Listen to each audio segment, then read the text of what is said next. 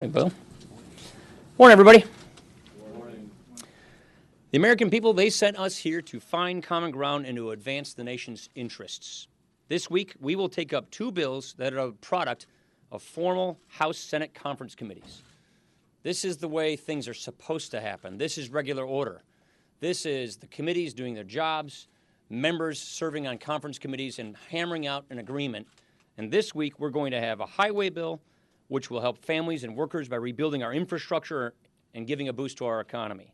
And then we will have the education bill, which will help parents and students by returning power to the states and schools through common sense conservative reforms. These are good bipartisan victories that we look forward to delivering on in the coming days. I also want to express my condolences to the families of the victims of Friday's shooting in Colorado Springs. What happened is appalling, and justice should be swift. Clearly, we can do more. And one common denominator in these tragedies is mental illness. That's why we need to look at fixing our nation's mental illness health system. An example, Tim Murphy, Congressman from Pennsylvania, has a bill that is working its way through the Energy and Commerce Committee. I'm sure that members of both parties have lots of ideas in this area, but we should make this a priority to prevent the violence and to protect our citizens. With that, the leader. Hope everybody had a good Thanksgiving. This week on the floor, we've got a lot of work done. A lot of work to finish up.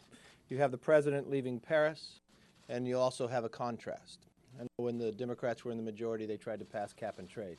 Many of you wrote the story that was one of the reasons they lost the majority, because the American people were not with them. I noticed what the president is proposing now, a regulatory cap and trade. You'll see a disapproval, not just for the Senate, but in the House as well. One thing that I found that probably the president did not talk about in Paris is a success story in America. EPA did a study on greenhouse gas, CO2 emissions, from 2005 to 2013. Some of the biggest growth times for America when it came to fracking for our natural gas and crude. We lowered our CO2 emissions by 9%. It was the largest of any country in the world. We have proven with innovation and a free market, we can have a clean environment but have a strong economy at the same time. I hope that story gets told. Also on the floor this week, which the Speaker talked about, you found the process is working. When we will have the Elementary and Secondary Education Act, and we'll also bring up the Highway Bill, a place where everybody could participate, a conference come, and a plan for the future. There is a difference of where we're able to go, and there's a difference to one side listening to the American people. That's why you also see our task force on Homeland Security meeting again today to talk about the visa waiver program. I know we had a very successful vote, bipartisan, before we departed. I think there's more success to happen to keep America secure, and we'll have that meeting today. Last week, the president signed an important piece of legislation that we sent to him, the National Defense Authorization Act. There were many important components of that bill that strengthen America's national security. But one of the components in that bill requires the president to put together and lay out a plan to defeat ISIS and to submit that plan to Congress by mid-February. While the president continues to talk about the national security threat posed by global warming, the American people want more focus put on the strategy to defeat ISIS. And in the House, we've been focusing on national security and energy security and jobs in the economy. And this week is no difference. In fact, we're going to be bringing legislation to the floor to continue that focus on all of those different components, continuing to focus on national security, just like the bill we passed 2 weeks ago with a veto-proof majority to actually require vetting of refugees that come to America.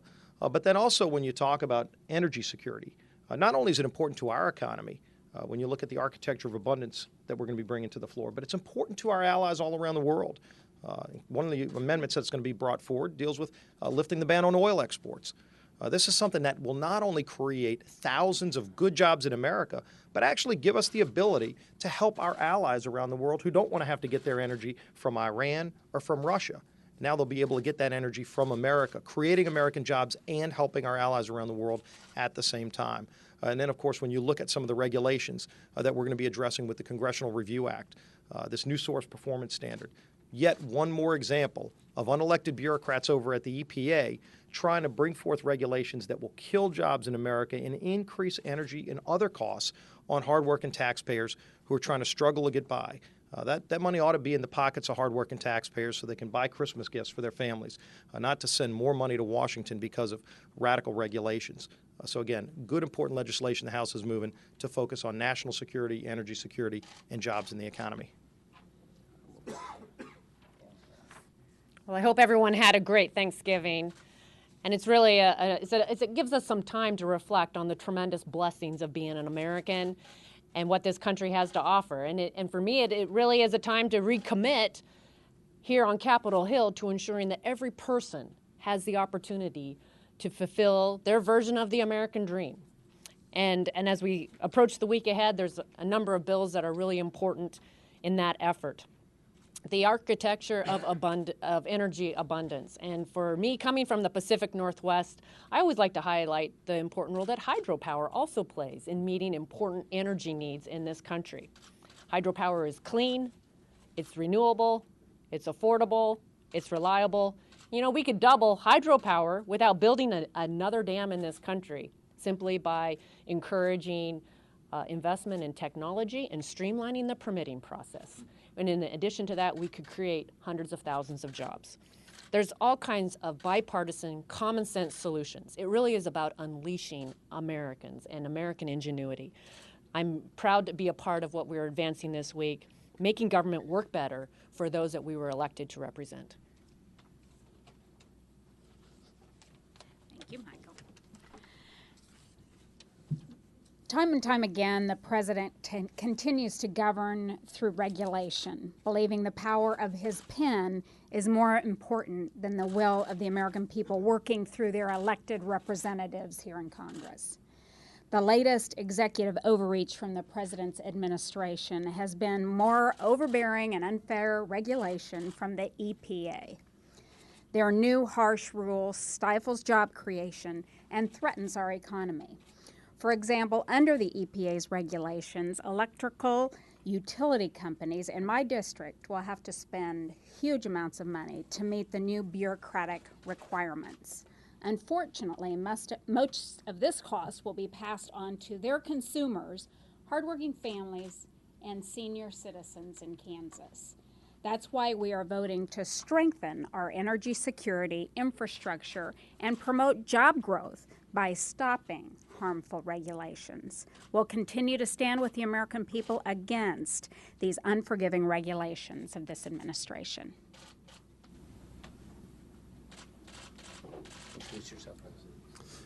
I'm honored to be here this morning to talk about H.R. 8, the North American Energy Security and Infrastructure Act.